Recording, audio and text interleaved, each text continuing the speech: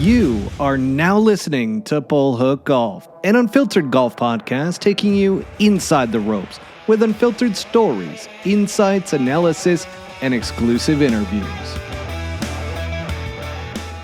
Welcome back, everybody, to Bull Hook Golf, the podcast. This is episode number 64. The Memorial Tournament, which is coming up this week. I'm your host, Matt Cook. We've got our co-host here, Mr. Bobby Brown, PGA Tour legend caddy. And my goodness, do we have a great little recap with the Charles Schwab Challenge that just wrapped up this past weekend. We've also got the Memorial Tournament, as I mentioned. That's going to be a big one. And as we were talking a little bit off air, Bobby, it's going to be another major type of setup. You were cluing me in a little bit, but we'll get into that as we dive into our analysis around the Memorial. And then we've got the LIV Golf DC, and we're going to recap that. And, for the LIV lovers, that's the segment that you're going to want to be a part of. So without further ado, Bobby, let's talk about that Charles Schwab Challenge at Colonial, and let's recap that bad boy. Well, I mean, where you want to start on a personal basis, or you want to start on a leaderboard basis? Let's start with you, Bobby, because Bobby, for all the new listeners, Bobby is a PGA Tour caddy and a legend, as I like to refer to him as. And here's the thing, Bobby's got a new bag, and his first week was last week at the Charles Schwab Challenge. And Bobby, why don't you clue us into SH Kim and the game that you saw out there, and why you're excited? Well, I am excited, even though we missed the cut, we got off to a rough start. I wouldn't say we got immediately off to a rough start on Thursday, Matt. We got out of position a few times and made some bogeys, and it's very, as I've described before, it's a very, well, I should say it's an experienced golf course. You have to be over it a few times to understand the quirkiness of it. But we got out of position. It's some really thick Bermuda rough with some overseed around the green. So if you get out of position in the trees, you basically chip out and you hit a wedge in and you try and make some putts. And we did not make any putts. He hit a couple balls in the water, one kind of unexcusable on the 13th hole, the par 3 with the pond on the right there. We're trying to hit a left of the flag, and he made a bad swing and flared a 9-iron. Got out of there with bogey, which wasn't that bad. And then that same day, our very last hole, number 9, with the pond short, he literally, Matt, drove it 2 inches into the rough. He thinks it's going to jump. I think it's going to come out slow. We have 148. I do meters with him, 148 meters, which for all you people is basically 9% a yard. So it's close to $160. He wants to hit a full pitching wedge. I put a kibosh on it, tell him to hit a full 9-iron that long isn't bad. Comes out slow in the water, double the last hole, 3 over. Wow, look at that. The caddy was right. Well, I was no, I wasn't. It should have been an 8-iron, but going from a player committing to a pitching wedge to an 8-iron, which I did think it was. I did think it was 9-iron, to tell you the truth. And honestly, I was worried about it jumping, but I also knew that it backfired on me. But I also knew that long you're taking double bogey out of play and it comes out slow. And so honestly, over the years, everybody has these stories at Colonial. It just happens. It happens to guys that have been there 15 or 20 years. So you just deal with it. And, same old story. You dust yourself off and you come back the next day. And I can tell you Friday when he warmed up, he looked fantastic. He's not your atypical Korean where everything's a stock high shot. He hits shots, right? He'll hit a stinger 2-iron or a stinger 3-iron, or he'll hit a stinger driver or a stinger 3-wood. He's got some great feel and some great hands and some great imagination, to be honest with you. So we came out of the gates pretty smoking on Friday. Thursday, it looked like the cut was going to go to 1 over, and it did go to 1 over halfway through the round on Friday. So we turned in 2 under, Matt. So we got to 3 over, and you could tell he was swinging the golf club nicely. We were making good decisions. We were pin high most of the day, and we got to number 11, which is kind of a reachable par 5 in certain conditions. And he got off a seed down there, and we had about 267 meters front, which is 280 or 290.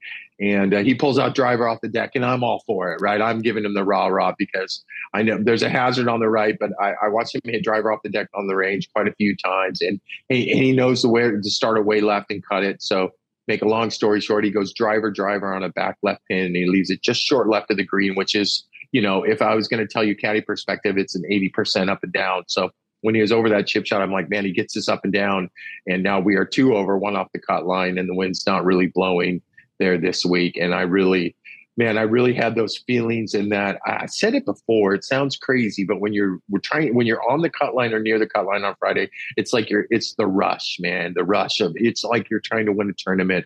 Unfortunately, he missed his birdie putt, striped it down the middle on the next hole.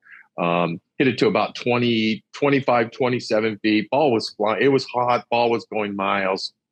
And unfortunately, a three putt at the last time, and 2 holes later, he makes a bogey. You got to birdie the last four in a row, and then he makes a par, and you're not going to make the cut. But we had some fun, right? We had some fun. He had a nice little shot in there on 16, the hole that Emmy, we call him Emiliano, ended up birdieing and winning the playoff.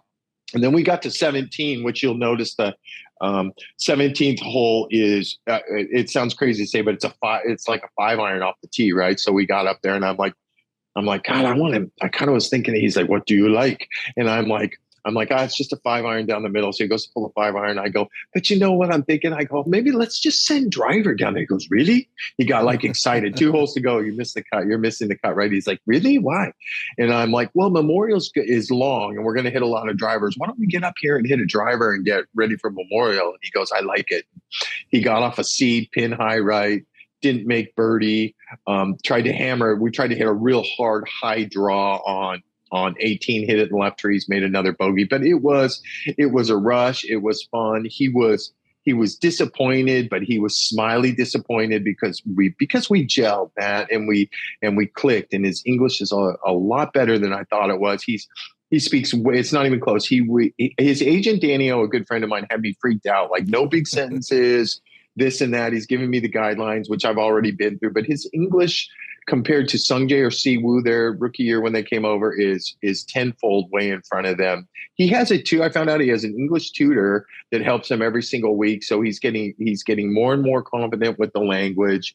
And we missed the cut, but I would never say it's fun missing the cut, but we had fun together and our personalities match. It seems like he's a happy-go-lucky, smiley guy. I know that after he 3-putted 12, when we got to 13, he kind of pulled a little 9 iron into left bunker, and I could tell he was steaming. His body language wasn't good. He was kind of banging the putter on the green. So I'm just like, man, I don't want him.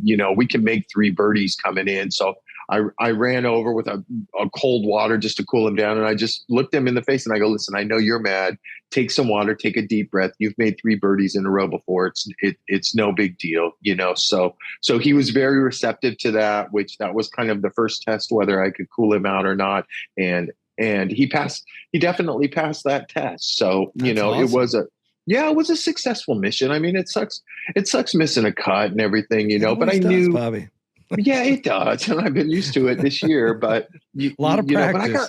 But as I share with you, I got some horsepower, man. This kid's got some kind of talent. I can tell he's tired. It's late May. He's played almost every single tournament as you have to, which includes Monday pro-ams, because they have to jam and try and learn these golf courses.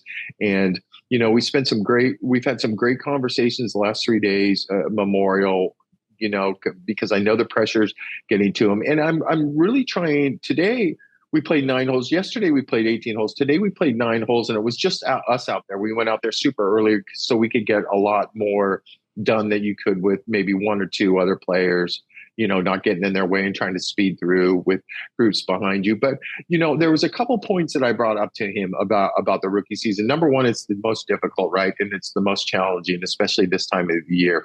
Number 2, I made a quick point to tell him that, listen, if I was caddying for you on the Korn Ferry Tour last year when you started in Bahamas, and I told you, hey, listen, you're going to be Korn Ferry Tour Rookie of the Year.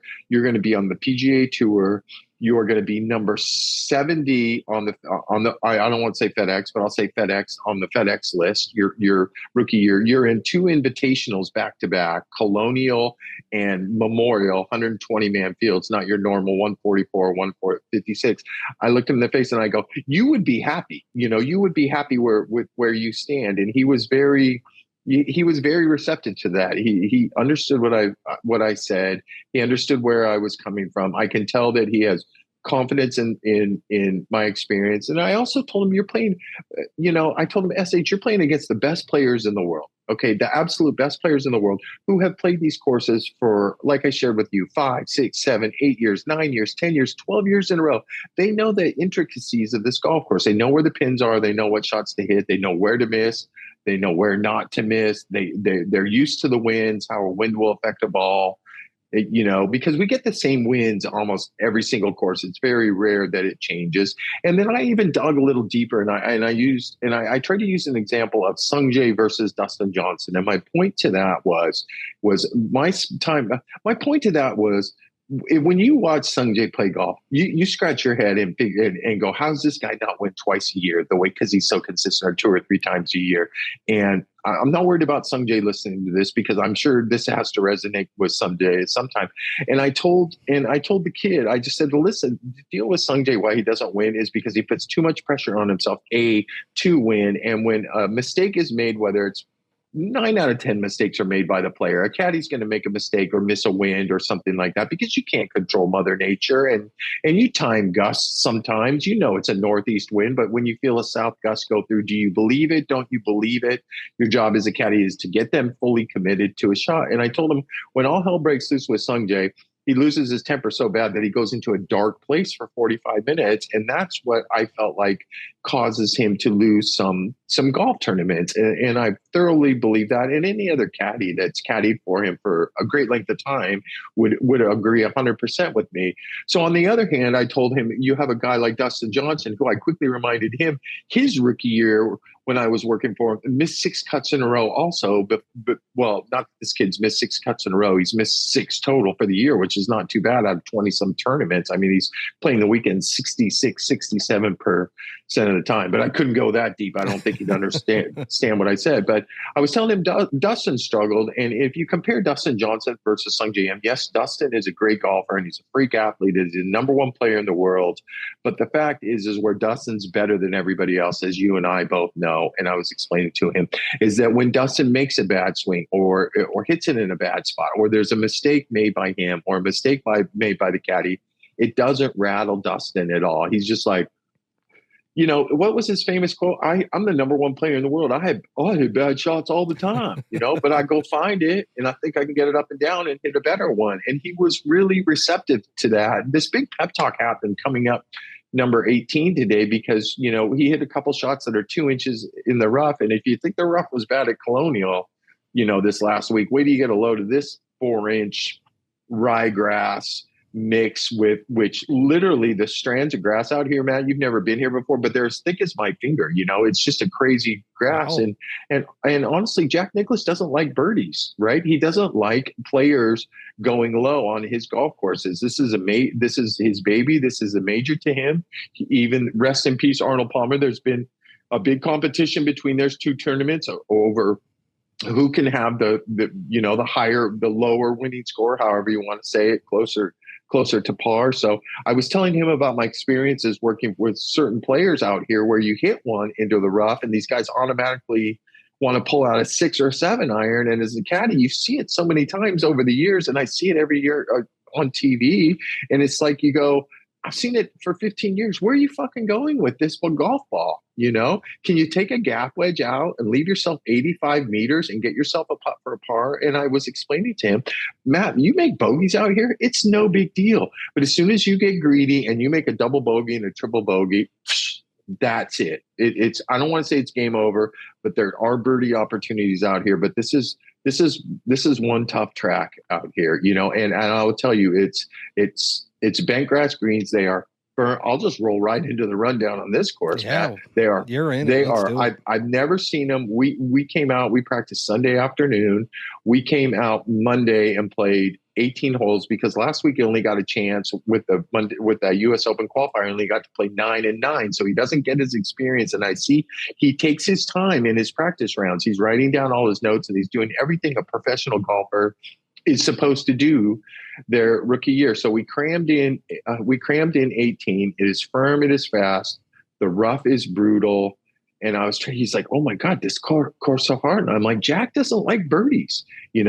You you got sub air from tee to green here. If somebody gets to 9 or 10 under after 2 days, it's almost like that Augusta trick where he starts pumping those sub air units, and he starts sucking what little bit of moisture is in these greens. And there's not much right now, brother. They're out there hand watering them and hand watering fairways right now. So, it's going to be a tough test.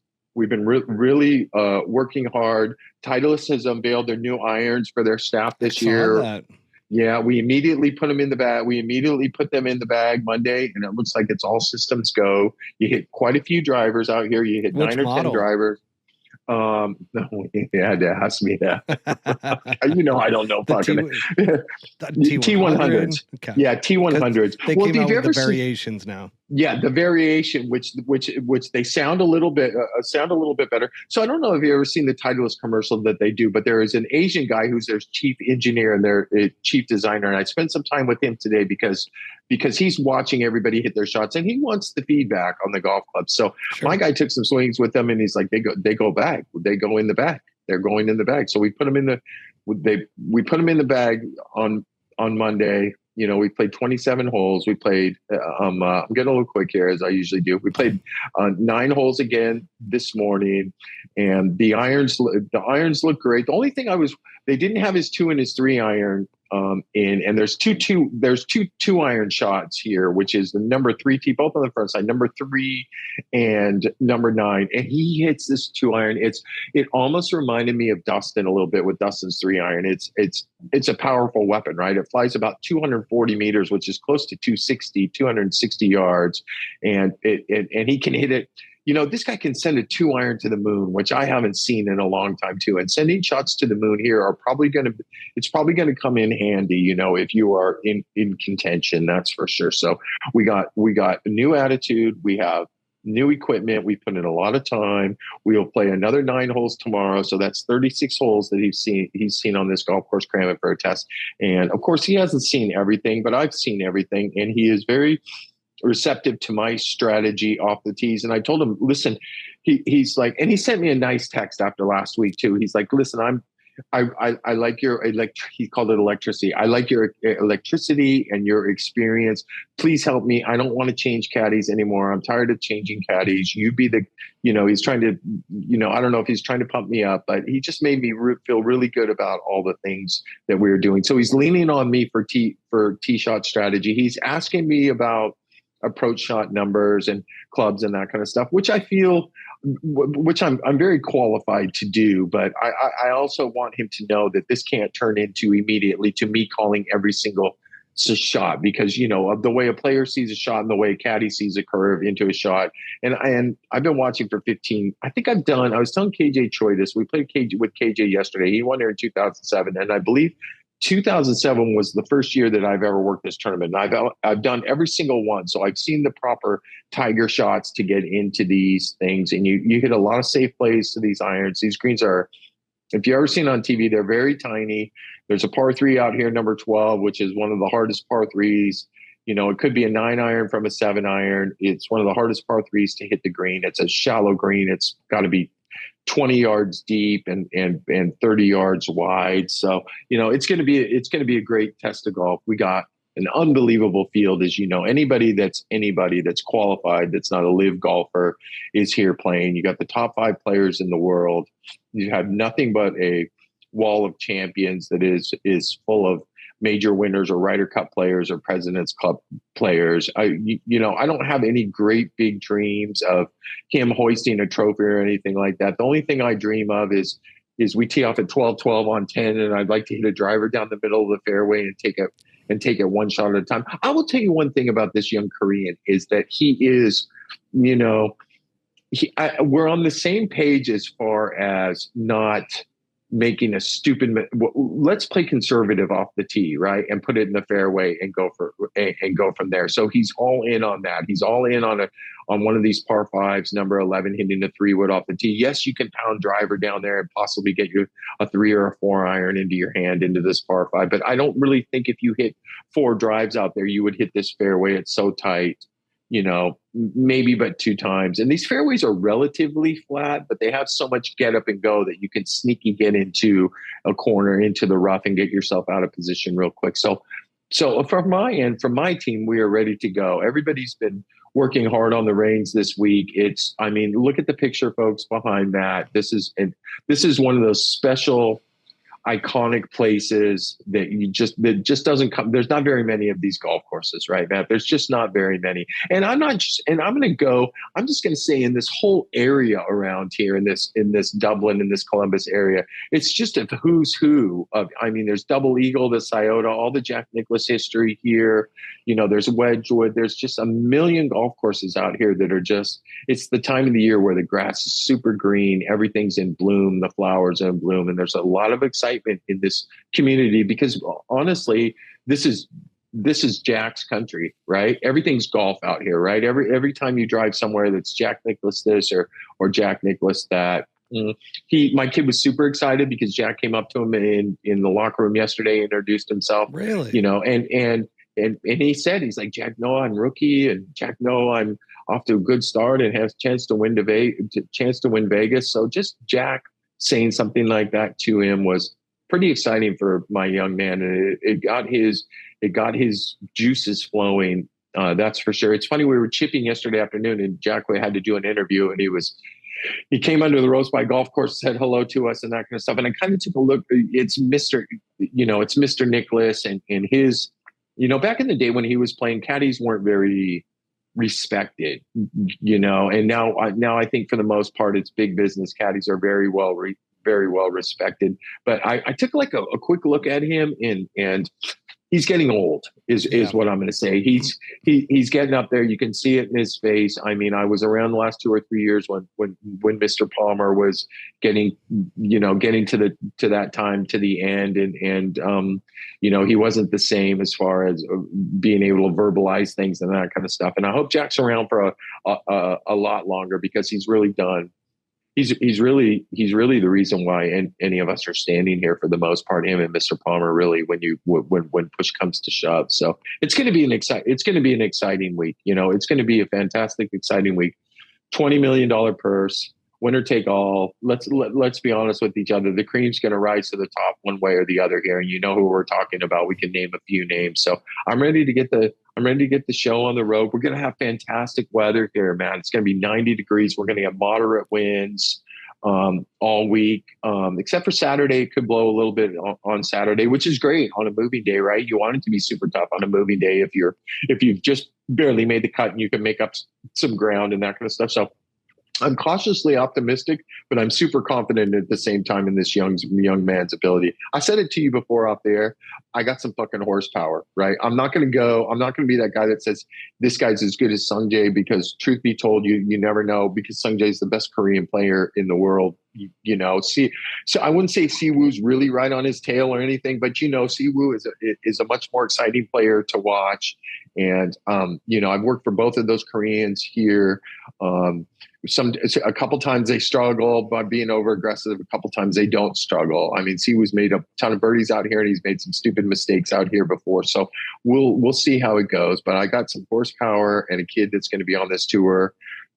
Bottom line, hopefully I'm involved. Surely I won't see out his 20-year career, because I'm about ready to turn 59 here in about a month. But I'd like to be in it for a good, keep myself healthy and be in there, Matt, for a good another 7 years with this young man, because I got some serious horsepower, and I'm super excited. And I really got down in the dumps there for a while the last few months, as I've expressed to you. And in 17 years caddying on this tour, I had never felt the feelings that I have felt before. But now this kid is like he stuck my finger in a light socket and got me recharged up. And I'm working long days. We're working, it's the Korean way, right? I'm working 8-9 hour days where it's all work and it's all focus and it's all concentration. And I literally fell asleep at 9 o'clock last night, which, I'm an insomniac. I don't sleep until midnight.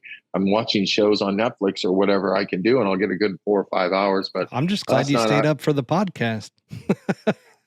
After all this hard work. I say it to Lori every night. What are you doing tonight, Bob? I got to do that damn podcast again tonight. We got 33. Matt knows the stats. I just look at YouTube. I'm like, we got 3,300 clicks, where we used to be at like 800. Now we're at 3,300. Matt's like, we got a lot more than that, kid. You just keep hanging in there. So I got a good night's sleep, and Yeah, and I'm raring to go tomorrow, and Thursday can't get here quick enough. We drew a nice pairing, a rookie that's off to a good start, Ben Griffin. You know that name. Yep. He's had a good year.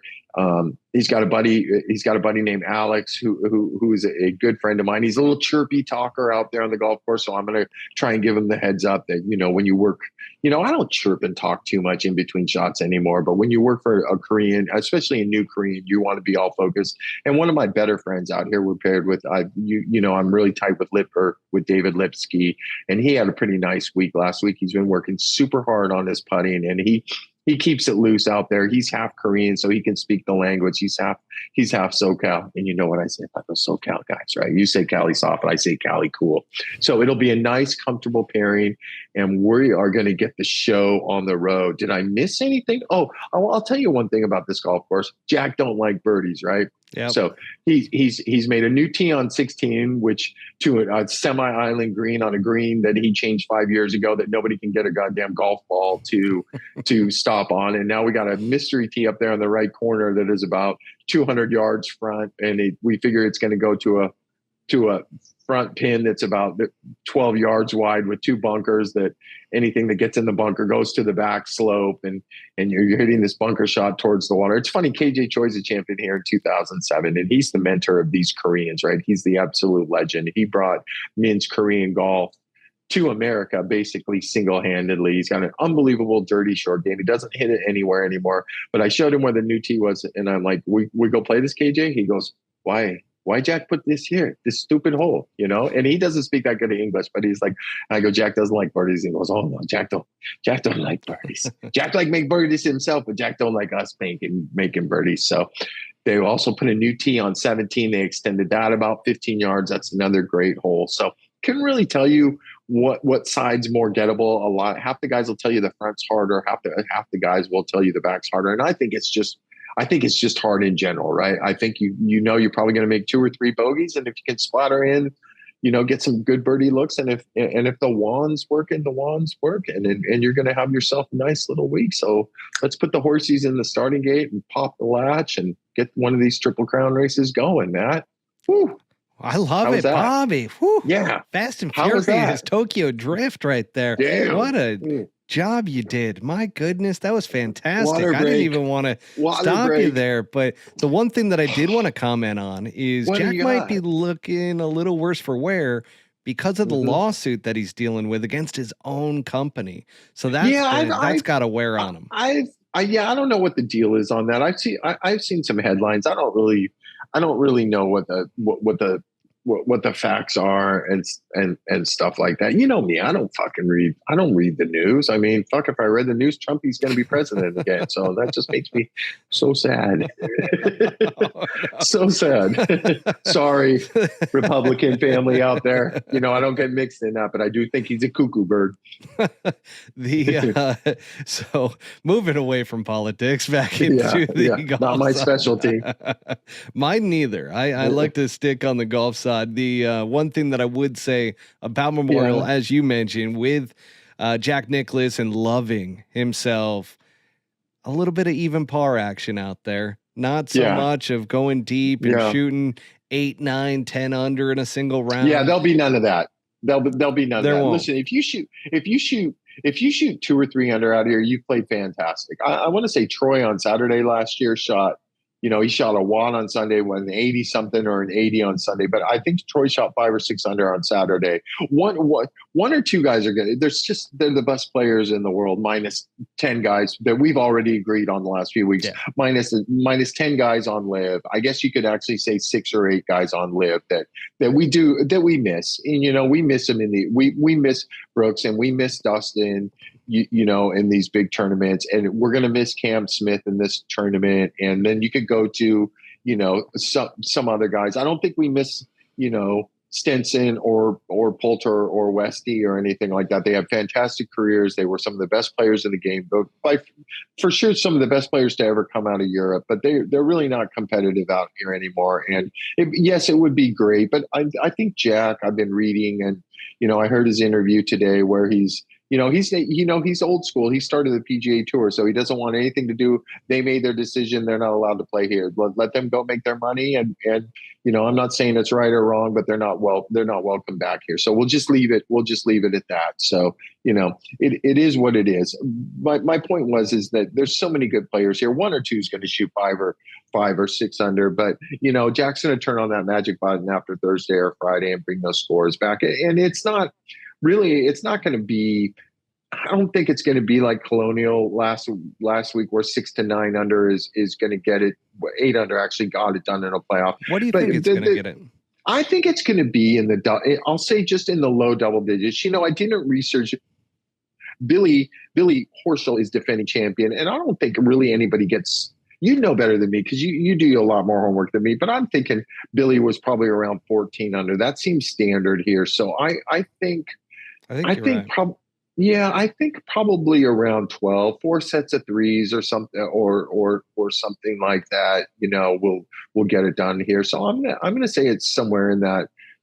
It'll be about the same, right? Because this course is never easy. It's always firm and fast. But I would think it's going to be right around 12, 13, 14 under. Opinion, comments on that? I'm pretty good on those. I'm pretty good on those numbers. So are you? On. Yeah, I mean, normally I go a little bit deeper because they're the best players in the world, but I actually was expecting you to say it's going to be single digits again, and I was going to say, it's probably going to be in the 12 to 14 range. I think there's just too much talent. John's here, Scotty's here, X is here, Xander's here.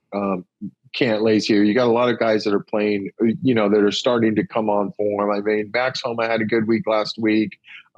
Victor Hovland's coming to his own. Ricky Fowler always plays good here. Sam Burns had a good week. There's a lot of thoroughbreds and a lot of quality. So my point is, one of those thoroughbreds, one of those guys is going to shoot. Somebody's going to shoot 5 or 6 under one of those days and realize that they're playing pretty good and continue cracking par. So I'm in agreement with you. I'm going to call the 12 to 14 range. I'll go out on a limb. I hope I don't look like an idiot, but I don't see any 16, 18, 20 under par out here. Winning score last week, Grillo and Adam Schenk in a playoff at 8 under in a tournament that should have been over when Grillo was standing on the tee on 18 before he hit the big flare right. And I'm backtracking a little into that tournament, but that golf course and those greens got out of control simply due to the fact that they're blowing up. They started blowing up the golf course there Monday, redoing everything. And I think the superintendent and the grounds crew and the PGA Tour are like, let's just let it go. Let's have some fun and let's show the roll back the ball USGA that we are playing a golf course at 7,000 yards where you're hitting irons off the tees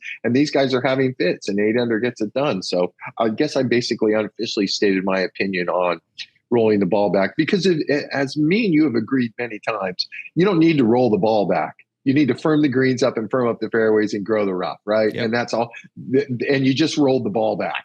Really, you just rolled the ball back right there. So it was a good week. It was a good playoff. I know Emmy pretty good. Emmy, we talked about it. Emmy's been trending. It's a perfect golf course for him. It's Hilton Head where he played great. He played great in that Mexico tournament, and he has just been trending the right way. First win in 7 years. First win in 7 years. I got to tell you, in 2016, I was in between. Somehow, I can't remember that far back, but I was in between bags, and Kyle Stanley had lost his game and was going through some putter yips. So I just finished the year with Matt Every, those 8 or 9 tournaments with Matt Every. So I was searching to see who was going to come into my life shortly after that. But Kyle Stanley called, and he's like, hey, I need some help with these Korn Ferry Tour playoffs. And basically for 4 weeks, 3 weeks or 4 weeks straight back in those playoffs. Grillo was coming on the scene from Argentina, and we were paired with him every week. And he won 2 of those playoff events. And I think, Kyle, we finished second, third to him in the final group both those times. So I saw what a star that Emmy Grillo was, way back when his rookie year. And golf's funny, right? I mean, now he goes 7 years. He went through some putting woes. I couldn't tell you the reason why. I've heard stories, but it's not, they're public stories about, his stroke getting off, and he hired the right putting coach, and he's just a great guy and a great player. And Adam Schenk, I mean, I told you we got paired with Adam Schenk last year Saturday, and that ball just makes the sound, right? It's just down and through, and it's just, that. and he's just a special ball striker. I think he finished. This is his second place finish of the year, right? He finished second at Tampa. Remember, he got posted up behind that tree. And yeah, you've been talking about him for a while. Yeah, I have been. I look for him to win pretty soon. He still looks like he gets a little bit riled up under pressure. There's a lot of questions to his caddy. I noticed on the television, a possible finger pointing at your caddy when you probably don't need to on a Sunday, when you need to take control of your own golf game yourself and not really blame somebody for a situation that's uncomfortable to you, so to speak, right? An uncomfortable situation. It's very easy to blame somebody else but yourself. But he's coming into his own. Bad luck for Harry Hall. I don't know Harry Hall much. I know he played at UNLV. I know he's got the signature look with the old Hogan cap. We warmed up to him or next to him early in the week. And he's a big guy, right? He's like 6'3" or 6'4". He's very thick. Big boy. He swings it very eloquently. There's not a lot of speed there. He's a finesse player, but my heart kind of went out to him a little bit because that tee shot that somehow got into that pond that is 340 yards down there through the trees. And hit the tree.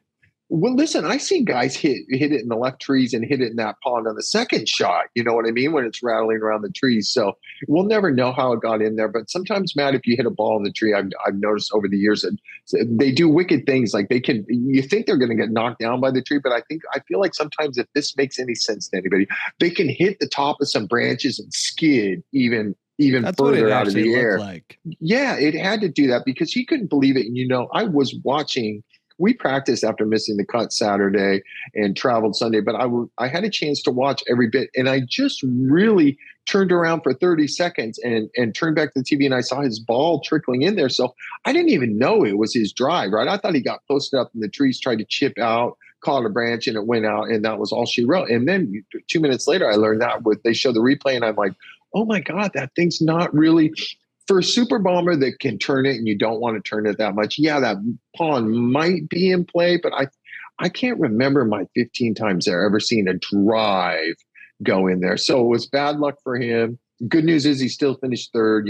He's going to shuffle up quite nicely and retain some serious status next year. I'll tell you a funny story. Scotty Scheffler got beat a shot. Scotty Scheffler once again didn't make a putt. So I was sitting with Teddy in the caddy lounge yesterday, and he's a jokester, right? He's happy-go-lucky Teddy. I go, I got a question for you. He goes, what is it? I go, honest answer. He goes, okay, I'll give you an honest answer. Because I heard this stat that the last 12 tournaments, tee to green, he is smoking everybody. He is like plus 4.2, 4.3. You know what? Bobby, at Colonial, he was 15 strokes differential from the field. Yeah.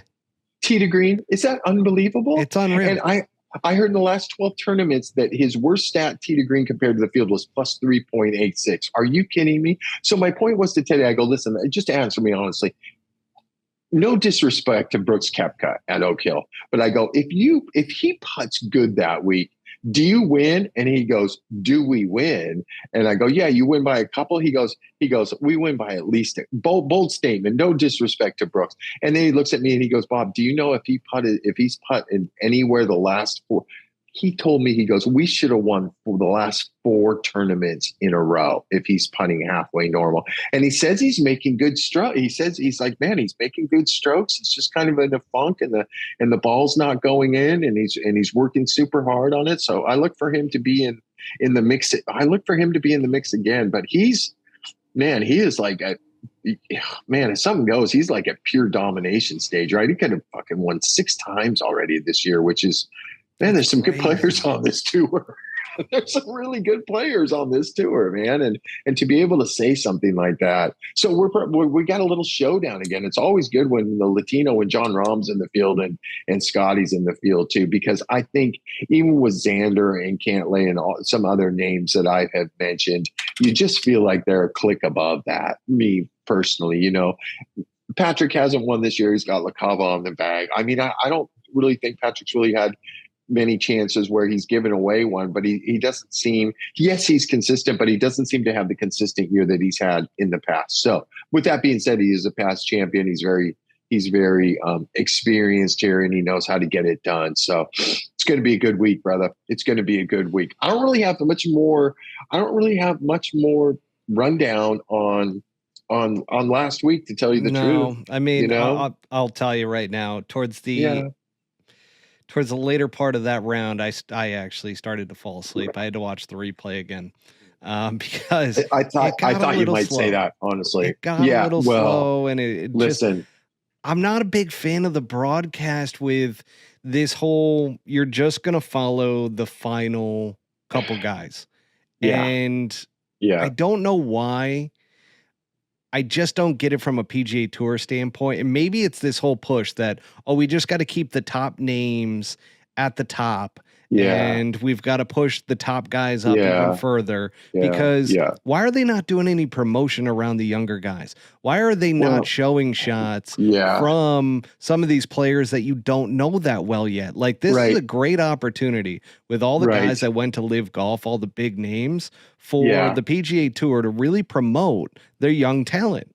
And they're just not doing it. It's just all big names. Unfortunately, the PGA Tour signs the contract with the networks, but it's the network has their own group on what they're going to do and what they're. I'll tell you. I'll be honest with you.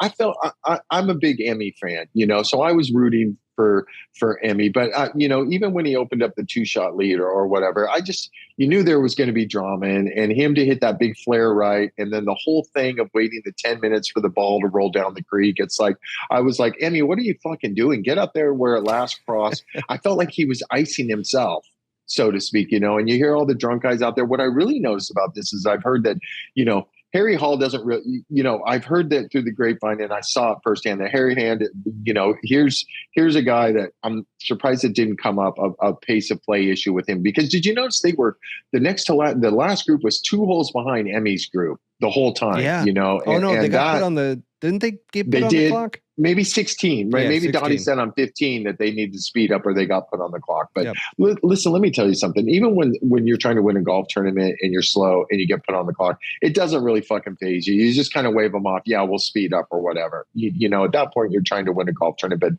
But Adam's pretty slow, and Harry Hall with I'm just not a big fan of the, and a 20-footer, and God, I wish I could stand up and do it, but the way with his feet, and he's holding this putter like this, and then it's 3 more steps, and then it's 3 more steps, and then it's 3 more steps. It's like, for fuck's sake, man. I know you're a great putter, but I'm fucking falling asleep, and Matt's already sound asleep. I was snoring, I think.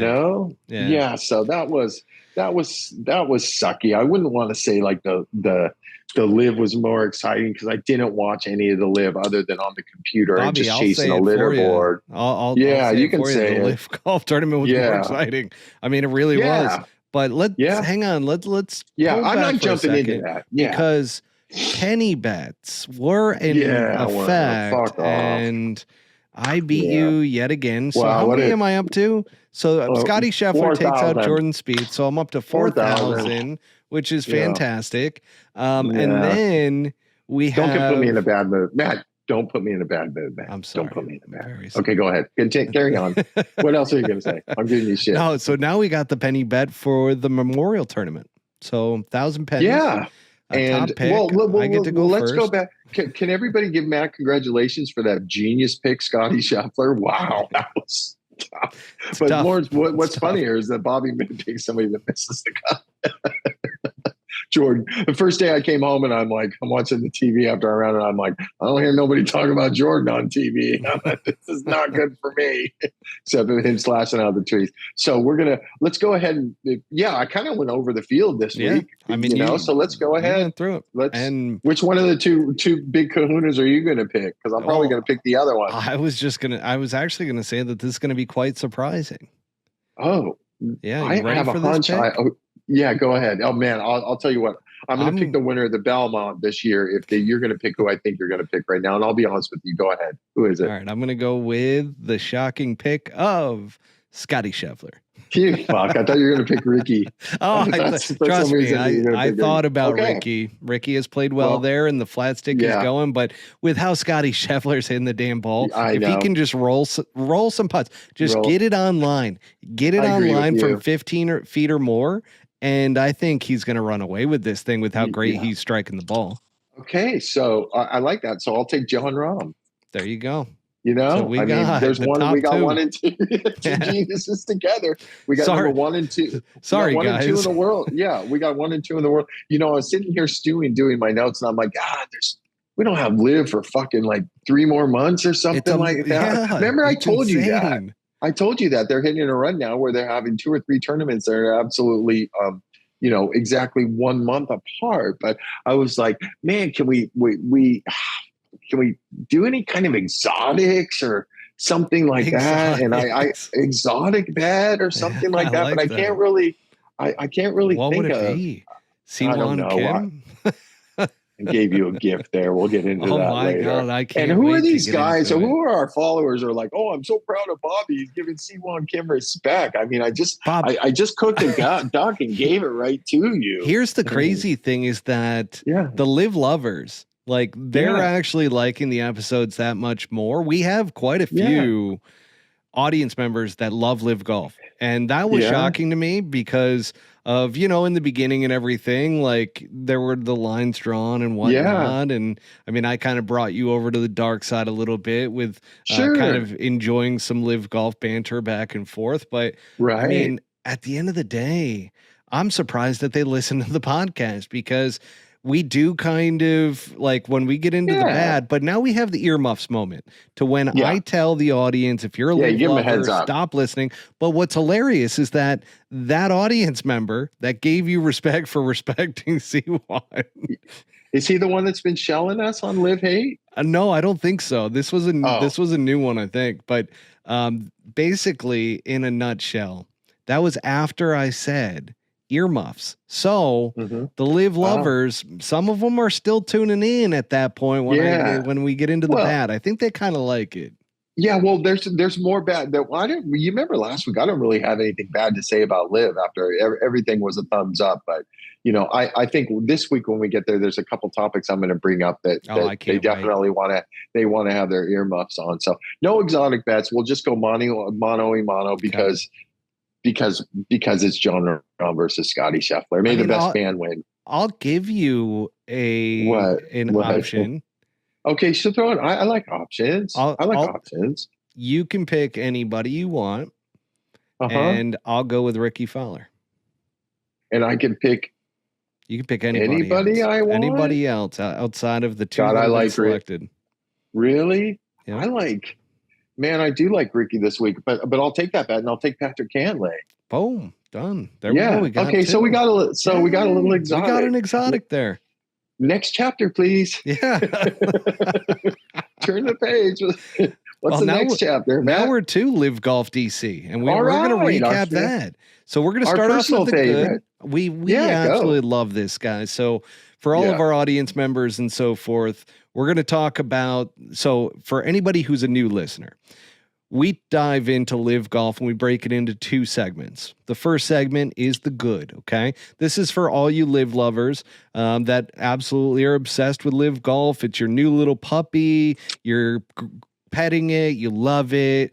You don't want anything bad to happen to it. Nobody can say anything bad about it. So this is your segment, okay?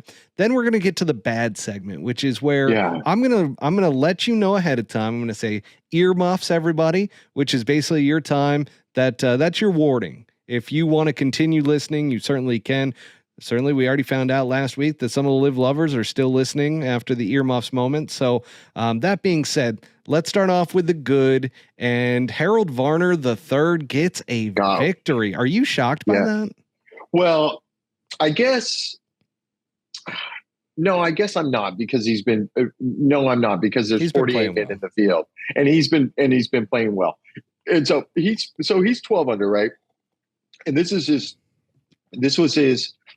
First of all, I got to open it up by saying this. I was, there was many episodes ago when he first went that I did not say some nice things about him, because I felt like he was getting a little stuck up, and I felt like he was embracing a superstar role that he hadn't earned over here yet. He was never in danger of ever winning a golf tournament. Yes, he won the Australian Open, and he won a big Dubai tournament by chipping in for Eagle. One of my good friends, Ricey, we call him Ricey, works for him. He's got kids at home. I'm super stoked for him. But I've done a complete 360 about Harold Varner. I have done a 360 about Harold Varner. Okay, that too. 180, 360, 240. I've changed.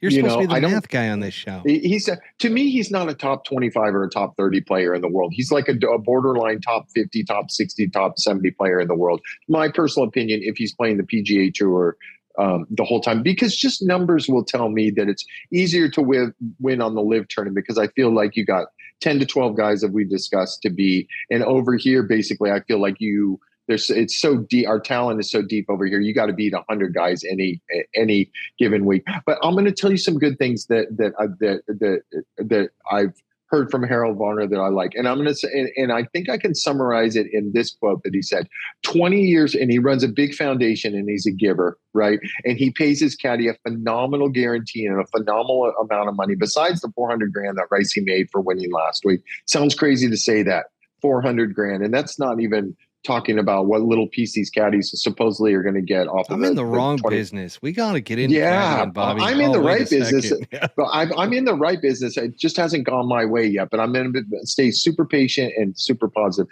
But I read this thing that Harold Varner said. He said, let's be honest, 20 years from now, nobody's going to remember that I won this tournament. But 20 years from now, through my charitable donations and the lives that I'm going to help change from little kids that are behind the 8 ball growing up, people are going to remember me for that. So I want to just say congratulations to Harold Varner for having your head on straight and doing the right things. And I was a little butthurt when you went to LIV, but I'm going to give him credit for that comment right there. And I'm going to give him credit for this. People are going to say that fat ass Perez said this, but fat ass Perez never really said this. Harold Varner was straight up: I'm not growing the game. I'm not doing anything, but this is a $20 or $25 million guarantee. I can't say no to it. And he's called those guys out. And that's probably the shit section of LIV. I shouldn't go there, but I have ultimate respect for Harold Varner. And I hold him as a human being as a higher standard than 80% of the people that I have met in my 58 years of life. So congratulations to you, Harold. I know you're doing the right thing with this money. I know you got to be a hell of a parent. I know you're super happy at home. I know you're a Jordan Brand ambassador. Besides the one guy that we're talking about, finally we have a Jordan Brand ambassador that doesn't show off like he's somebody, a Jordan Brand ambassador. He's representing and he's doing all the right things to help needy kids. And honestly, the majority of them are probably going to be African American needy kids who really didn't have due to certain special circumstances, they were going to have a tough life. And if you just change one life, it's a successful mission. And I'm not going to get misty about this, but I have the ultimate respect for Harold Varner. So kudos to him. I hope he knocks off another one, man. That'd be great, because I know most of that money goes to him, but I know a boatload of that money is going to his foundation to change lives. And that means a lot to me as a parent, right? A lot to me as a parent. So that's really what I got to say about Harold. Well, it means a lot to me as well, because of the standpoint that growing up as a kid, my parents weren't well off. I mean, my dad was a gym teacher and also a coach, and then my mom worked part-time while she was raising us kids. And they couldn't afford, let's just put it this way, they couldn't afford to put me in a country club. I couldn't go play golf all the time. So I always kind of joke around that, they had a big window in the front of the house, and I would hit flop shots over the house, and I would put pressure on myself to always aim over that window, because I knew if I ever scolded, it's going through that window, and my father was going to kill me. Yeah, exactly. So for what Harold Varner is doing, which is a big passion of mine, is around growing the game of golf for those that can't go out and play all the time and, have these benefits, because golf, let's face it, is expensive. And that's one of the things that we need to fix in just within the golf industry and within the golf world, is to make golf more accessible for more people. So Harold Varner, great work being done there. Congrats on the W. And now to the team side, where Torque GC, this is Mito's team. So Mito, Joaquin Neiman, the Chikara, I mean, the whole group there, and they take the team title. So this is their second team title. Right. And I was actually wondering from you, if you knew if the caddies are compensated for the team victories. So I tried to get a hold of Scott McGinnis, who is Mito's caddy. They finished third, and that's well over $1 million. So I know he made a boatload there. He didn't. I couldn't get a hold of him because, and I don't know if Scott's a straight up guy. If he'd tell me exactly what the deal is, but to put it into understandable terms for everybody out there in a nutshell, if this team makes, what do they make? Do you know what they make per person? 750,000 a guy. Yeah. Is it something like that? Yep. If you win, so it's $3 million. So the deal is take 75% out of that, and it goes back to LIV Golf. Okay. And then 25% is put into the kitty. So they're going to be, I would imagine that every team I have read has different deals where caddies are paid a certain stipend or something like that for expenses. And then at the end of the year, when they add up all the team money, then they will back that out. And if there's anything left over, then the caddies will get that. But to make it even simpler, if you took out, that means there's $750,000 left to split amongst 4 guys, right? Which is a shade under 200 grand. A W is a W. So if they're doing it like we do it out here on the tour, that is 10% to that caddy. So that's probably an extra 60 for the individual, right? Or you're talking about the team side. Well, the team, I think they get 750,000 each. Yeah. It's a 3, and I could be off. It's 3 million. It's 3 million total, right? Split amongst 4 guys. Disclaimer, that's 750. We're not exact. Yeah, I'm guessing. Disclaimer. I'm fucking guessing. Basically, I think it comes out to nothing. It comes out 50 or 60 grand's nothing. But I can't really answer that because I've read that all teams have different deals on that. But I can tell you one thing that I've noticed, and you have too, watching this LIV. This team thing ain't fucking exciting anymore. It's not exciting at all. Well, you see those guys literally standing around. Yeah.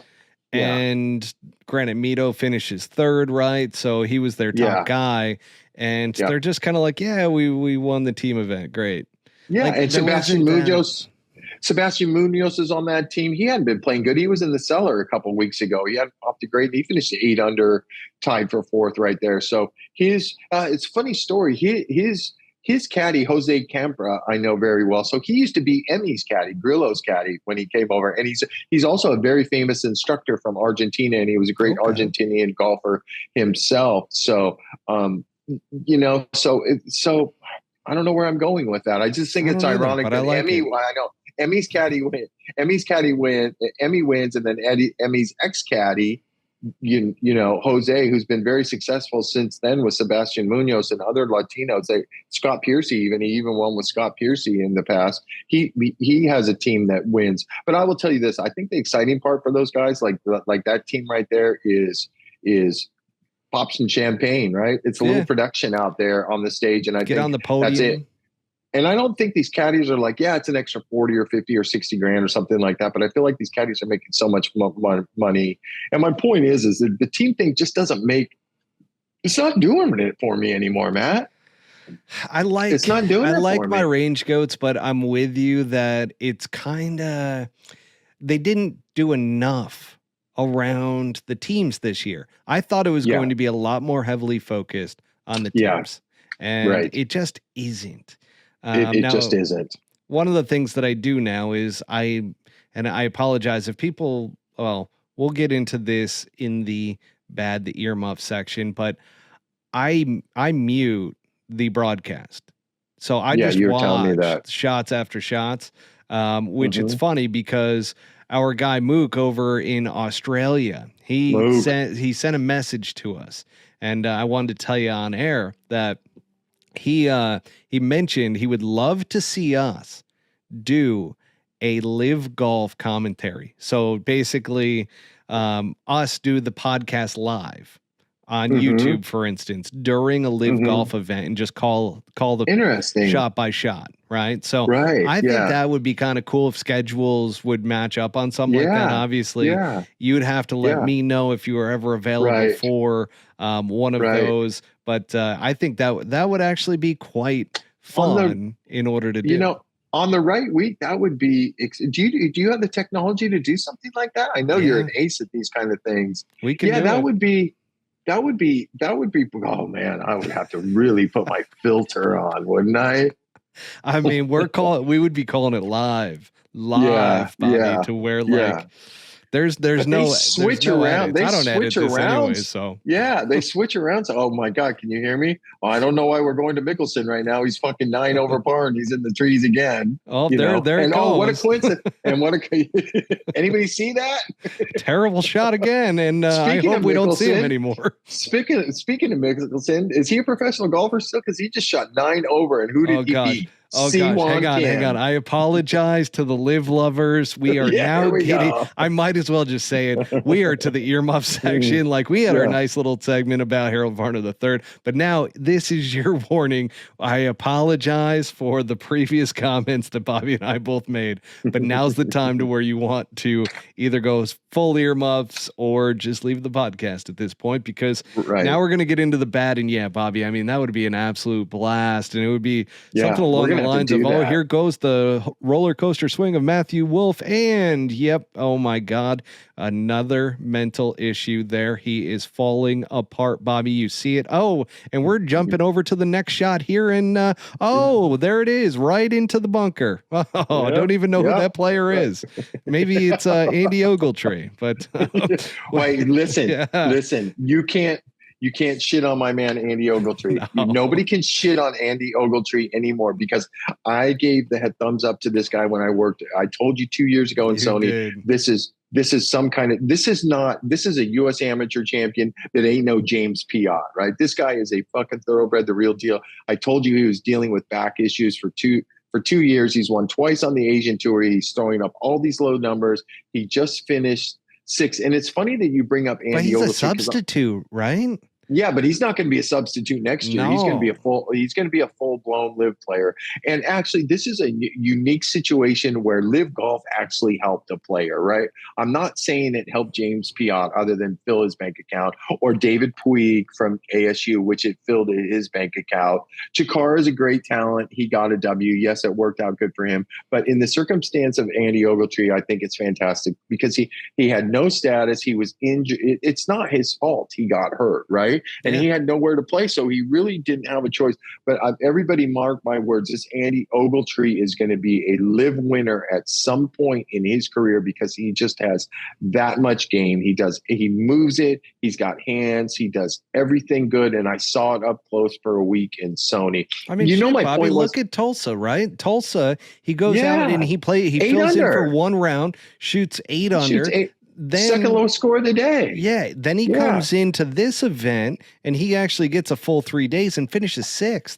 That's got to be a pretty good payday for him. Okay. Too. So the reason why I went all queued up on Andy Ogletree other than that was, do you remember last week when I brought up that fucking Claude Harmon III shot off his mouth? Did you happen to read the shit? Yeah. Okay. So you read everything he said. So it's funny. So I can hardly wait.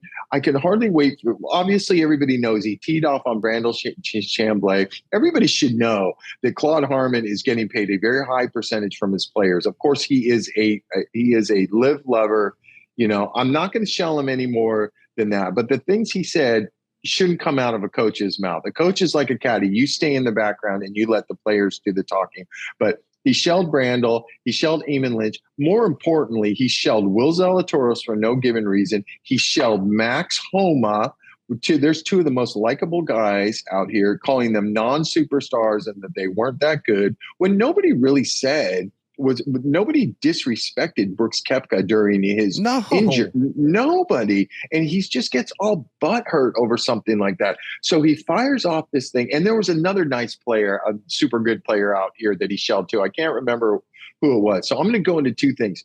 So Joe Greiner, who's Max Homa's caddy, we're sitting all in this. We get the ladies' locker room at Colonial last week, and Joe walks in the next morning. He looks at me and he goes, "Did you read what that fucking Claude Harmon said about Max and Will Zalatoris and that kind of stuff?" And I go, "Fuck." He goes, "How fucking dare he?" I'm going to tell you what, Claude Harmon, when these guys show up at the U.S. Open here in a couple weeks at LA North, he's going to get confronted from Joe Greiner, from Max Homa's caddy. He's going to get confronted from Max Homa. God, I can't remember for the life of me who the other player was, but they are not fucking happy that he said that, because that is disrespecting these guys who stayed loyal to the PGA Tour. And I'm going to say it again. Claude, you're a fucking coach. Shut your fucking mouth. You've been riding your dad's coattails. Yes, I know you started with Brooks early, and I'll give you credit on that. You also got fired from Brooks. And do you remember the day when we were hanging out, Claude, and you were shitting all over Brooks behind his back? I remember, Claude. You can hide it from everybody else. But most of your shit is inherited. That golf school you had at the Floridian, Daddy gave you. Yeah, your deal in Saudi Harmon. or into Daddy gave it to you. Claude, does it hurt your feelings when something's broken with your players that they fucking go right into Vegas and they fly right over your daddy's golf course at Jim Crane's golf course and go right by you to figure out what the real problem is? So enough said about that. So my point is, well, I'm on a heater because I like listening to Eamon Lynch too, right? So he shells Chamblee, and Eamon Lynch comes to his defense. And in Eamon Lynch's article, he goes, so-and-so Brooks Koepka playing against these Andy Ogletrees. Eamon, shame on you for saying that. You just fucking stooped down to Claude's level. You sit behind a fucking... Eamon's done that. He's done that throughout shame this whole entire you. LIV PGA Tour. Shame on you. He's been the one, in my opinion, that has been the biggest anti-LIV golf throughout this entire thing. For sure. So 100%. I'm with you on that. You can't shit on Andy Ogletree. No, why would you? You sit behind a fucking teleprompter and you're a highly intelligent man, obviously, or you got somebody doing some great writing. And I've enjoyed all the great things that you've written, but shame on you for shitting on Andy Ogletree. You're not. I'm not going to say you're not me, but you never stood next to this guy. You don't know what kind of talent is really there. You didn't research your history on his injuries and stuff like that. And just shame on him for saying that, because that's the fucking problem where we're at right now, is that this media guy on this side says this about this media guy, and they just go like this and they make it fucked up for the rest of us. And I don't dig that shit anymore, man. I don't dig that shit. Do you want to know we're a quick past story? The negative. We're to the positive side of golf. Yeah, we're to the positive side. I run into Blake Smith at Dallas last week. Blake Smith is Scotty Scheffler's agent. More importantly, he is Brooks Koepka's agent. And I tell him, congratulations. I make a snide comment about Claude. He just shakes his hand, and we both are in agreement. And his dad's Randy Smith, right? The famous Randy Smith who teaches Scotty. But our conversation, and I break the ice, and I go, Blake, can I tell you something? He goes, yeah, what's up? I go, isn't there a way that these people, we can find a way, like we discussed, where these 8 or 10 guys on the LIV Tour that should be in the majors, right? And he 100% agreed. And he told me, he goes, Bob, I'm not a LIV lover. I don't love anything about LIV. I'm a businessman and I represent my clients. And when they sign these big contracts, I get my 15%. And that's what I'm supposed to do. But I don't have any love for LIV. And I 100% agree with you that there are 10 guys on that LIV Tour that should be playing in 4 majors every single year. And we touched on this last week, that everybody's, that you can say, get Norman out of there. Norman's not. There was never growing the game to Norman. We know the real story there. We know the real story why he hasn't been visible this year is because he doesn't want to catch it. He doesn't want to catch a bone saw or something like that. They've handcuffed him, right? They told him to shut your fucking mouth and let's turn this into a business and see where it goes. We haven't heard from him. You haven't heard a goddamn thing from him in the last 2 or 3 years. So that's a little bit of my hate, that here I have Brooks Koepka's agent that totally agrees with what I say, that I've all got to find a way. And I was talking to a TaylorMade rep on the range too, Todd Chu, he's like number 2 command on the tour. And we were talking about LIV and stuff like that. And it's an interesting story, but all of these manufacturers are not re-signing any of these players to a new contract until last week. Titleist sent somebody to DC, and they re-signed Cam Smith. Titleist re-signed Cam Smith to a deal that's not out in the press. Here's another thing that Pull Hook Golf, that Matt Cook and Bobby Brown are going to drop, that we're not going to get credit for, that people are going to run when they find out in 3 or 4 days. And I just found it out hours ago. So there's the first step to re-signing a LIV golfer, because these manufacturers are staying away from it. They don't want to be involved because we said before, it's all about retail sales and dollars to them. And you never knew who you're going to offend when you bring up that you represent a LIV golfer. So there's the first step. Somebody finally re-signed somebody.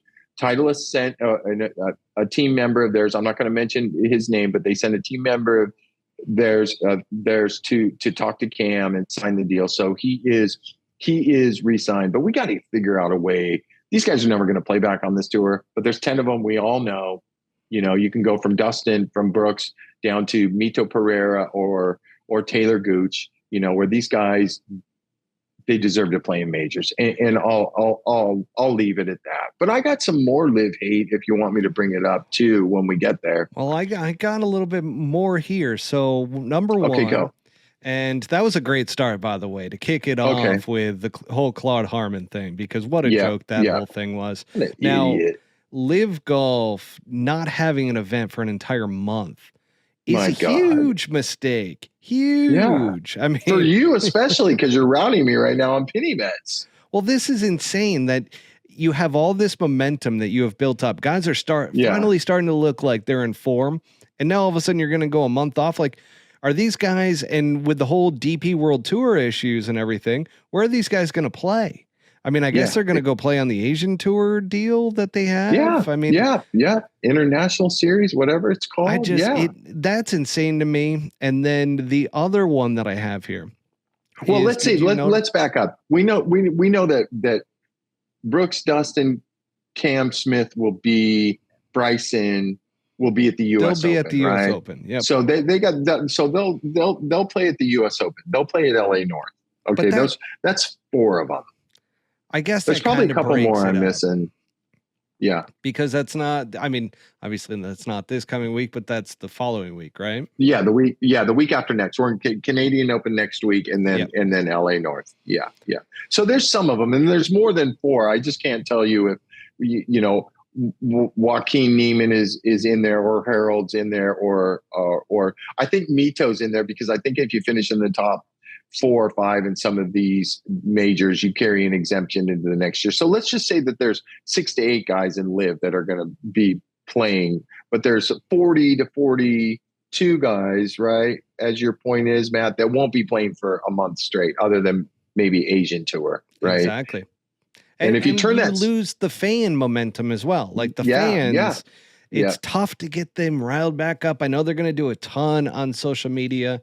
They're going to have to invest a lot in just creating those clips and getting everything back up and running again. It seems like a lot to have this momentum, and then it dies off. And then you try to build it back up again. It's like, that's why professional sports, you end up seeing to where they continuously play through until the end of the season. And that's one of the issues with LIV Golf and the setup.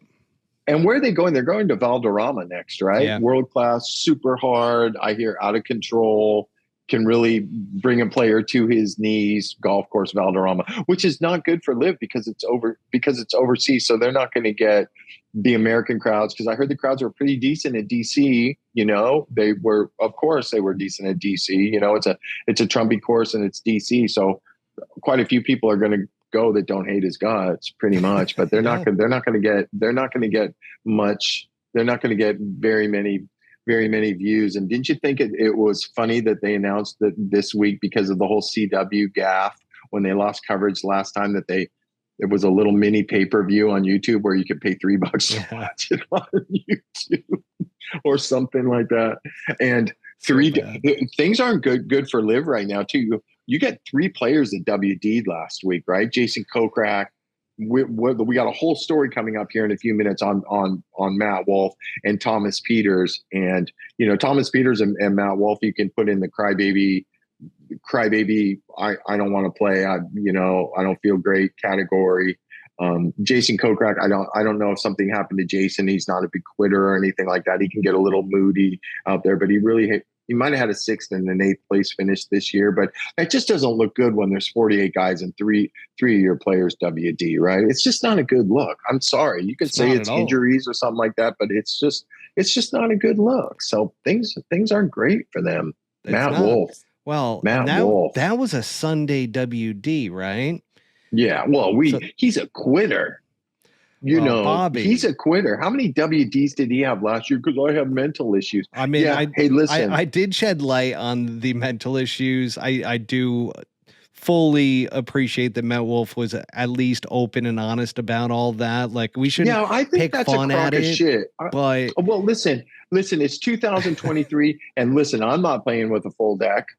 God didn't throw my hand down I don't with think 52 anybody's playing with a cards. full deck I'm not playing. nowadays. So I personally am embracing 2023, where it's okay to not be okay, right? Yeah. Because I have friends that I'm in that category. I have friends in that category. I'm good friends with Grayson Murray. He's a poster child for that category, and he's realizing that. But I'm just going to say my own personal opinion. I'm not buying it with Matt Wolf. I've seen his antics out there in the golf course for years. He's a pussy. He's being a pussy, and he doesn't want to, and he's being a fucking quitter. So the bottom line is that he has been scrubbed. He got booted. Yeah, he got scrubbed from Brooks Twitter, ain't taking that everything. Shit.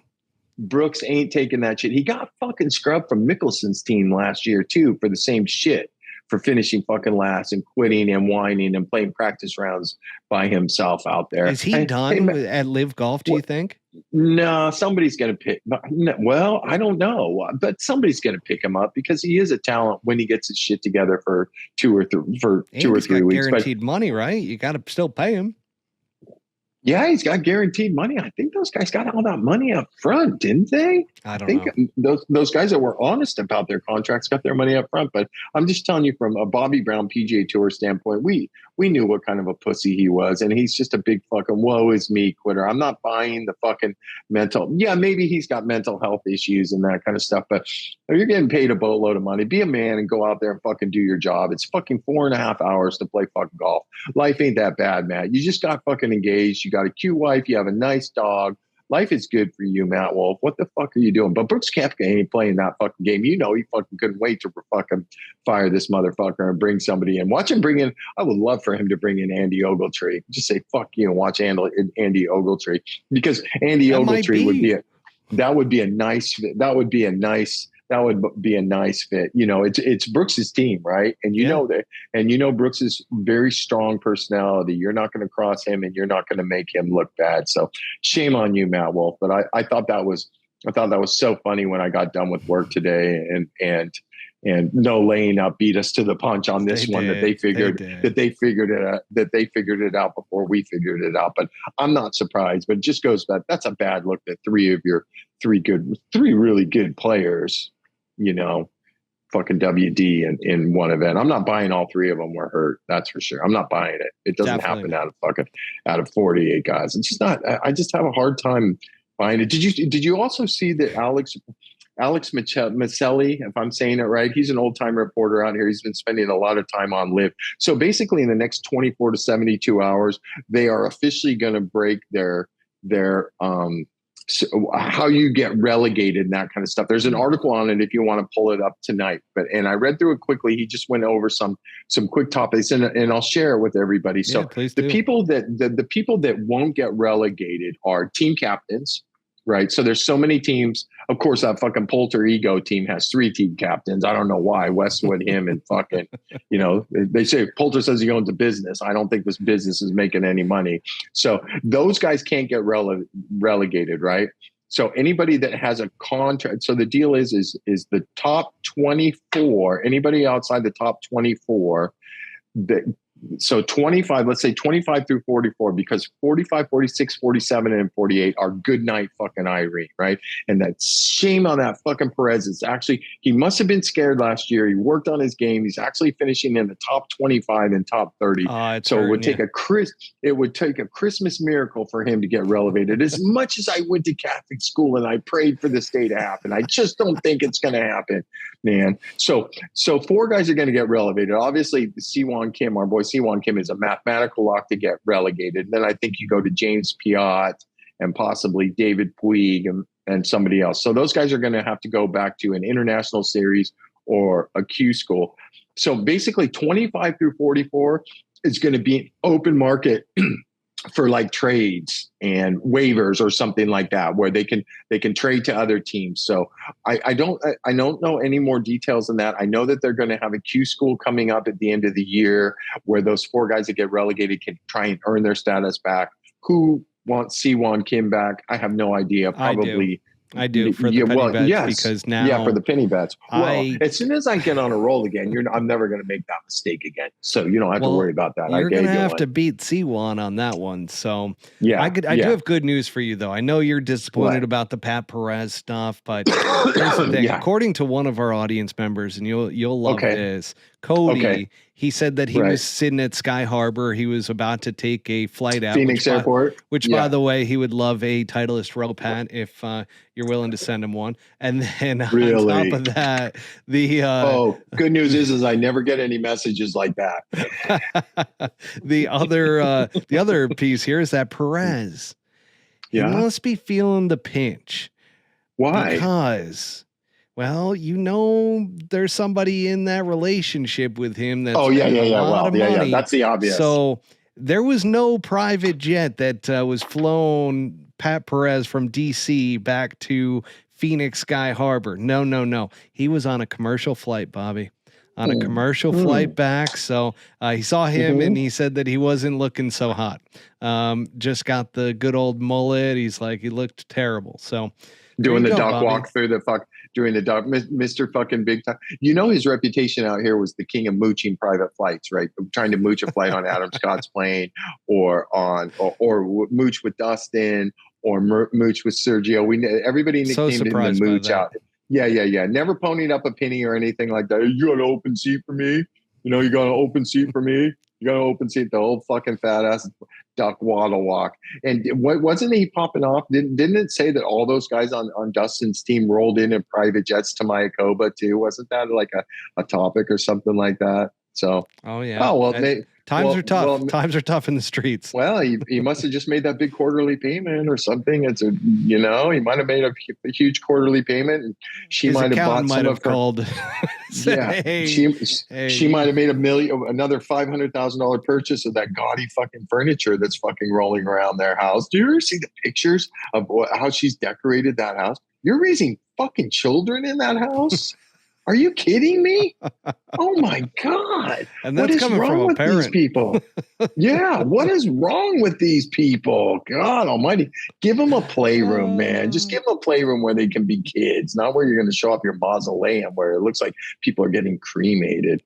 Oh, I'm in a hate mood right now. Well, let's get, since you're in that mood, let's get to the golf picks, but louder to where we choose the last place individual. We gamble on that, and then we bet on the worst place team. Now, I don't know why, in your right mind, you might have gotten street cred from your buddy on YouTube who's a LIV lover, and he was waiting for the day that Bobby would be positive about LIV golf and did not pick C1. But man, you gave up the golden goose, the cash cow. I mean, I don't know how else to put this, but when you decided to go for your just rivalry with Pat Perez and my hatred, your hatred towards him, and then for me just to swoop in. You said you were proud of me for doing that because I put $10 in your pocket, you cocksucker. So I take the individual victory. C1 does not disappoint in LIV golf events. Let's put it this way, folks. If there was a guy who was not meant for LIV golf events, it's C1 Kim. Right. Give him the PGA Championship 4 times a year. Let him take his T62, right, man? Well, if he gets relegated, I wonder if he can come back to whatever tour he wants to play on. We'll see. But he was never on this tour over here. He'll be, those guys that get relegated if they don't earn their status back, they go right back to the Asian tour, which is how we got here basically in the first place. So to summarize that, Matt clipped me for. So I mean, it wasn't close. I mean, C1 is a freaking gem of. I mean, you have to pick between 1 to 3 guys. You might have a chance with. You might have a chance with, but he finished dead fucking last, which was great. Yeah. So I win that one. I'm never giving that up, by the way. So you're gonna have to find that like one. Well, can I tell you something? Yeah. I got bad news for you. Why? Pal. I got bad because if this was. No, listen, no. You get injured. If this was a LIV, I am still alive to get it because if this was a LIV week. You just picked first, picking Scotty Scheffler, which would have given me first pick in the live event. No. See, you got it all wrong. It's whatever you win from the previous week, you get to stick with that first pick. So the individual I'll have for the next LIV Golf event, I'll be able to pick the individual. You'll be able to pick the team because you did. I'll give you this. You stuck to your guns. You left C1, but you stuck to your guns with the iron heads, which I had the cleeks, and you got the victory on the last hole. One of the guys from Cleeks birdied the last hole of their day and ended up putting the cleeks. I was watching that. Yeah, I was watching that. I was so kind of I did.